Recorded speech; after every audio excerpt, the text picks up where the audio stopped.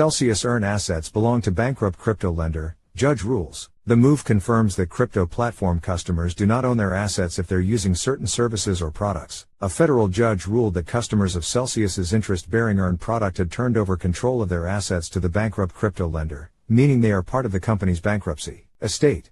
Judge Martin Glenn, the chief U.S. bankruptcy judge in the Southern District of New York, said in a court order Wednesday that Celsius's terms of service made it clear it took possession of crypto assets deposited into its earned product, dealing a blow to some customers hoping to recoup their funds from the company. Celsius held around $4.2 billion in various cryptocurrencies in its earn product as of July 2022, with $23 million of that being in stablecoins. The court concludes, based on Celsius's unambiguous terms of use, and subject to any reserved defenses, that when the cryptocurrency assets, including stablecoins, discussed in detail below, were deposited in earn accounts, the cryptocurrency assets became Celsius's property, and the cryptocurrency assets remaining in the earn accounts on the petition date became property of the debtor's bankruptcy estates. The estates, he wrote. Glenn also wrote that Celsius had established a good business reason to permit the sale of about $18 million worth of stablecoins, a move that state regulators in the U.S. Trustee's office had opposed. The proceeds from the sale of these stablecoins would fund Celsius's administrative costs for the next several months. A rare point of agreement among all parties is that the debtor's liquidity is precipitously running out, Glenn wrote. The debtors need to generate liquidity to fund these Chapter 11 cases and continue down the path either of a standalone plan reorganization, a Section 363B sale, or even a liquidation plan.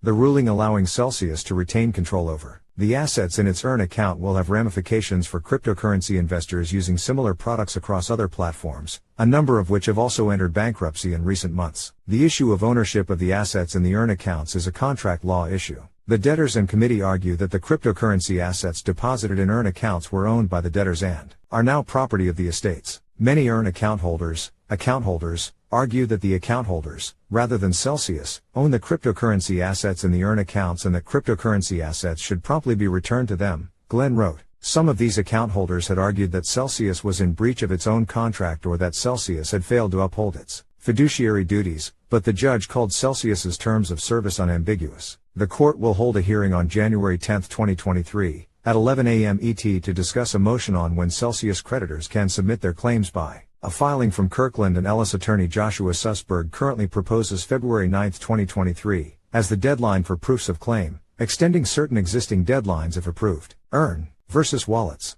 A less contentious area of concern for customers of bankrupt crypto exchanges are wallet services. Platforms like Celsius and BlockFi, another bankrupt crypto lender, have generally treated wallet funds as belonging to their users, rather than the companies themselves. Still, even this area is not without some controversy. Some customers from BlockFi have filed a motion in its bankruptcy proceedings, arguing that they had tried to convert some funds from BlockFi interest accounts to wallet accounts prior to BlockFi's bankruptcy, but that BlockFi is now trying to reverse some of these transactions. BlockFi evidently hoped no one would notice its attempt to sneak in a backdoor determination that customer assets are instead property of the estate through a largely evidence-free motion on just 14 days' notice over the Christmas and New Year holidays. BlockFi is required to seek such determination through an adversary proceeding, giving customers the full protections and safeguards of service of a complaint and summons, reasonable time to respond, the opportunity to take discovery, and a decision by the court after a trial or other dispositive proceeding, the filing said.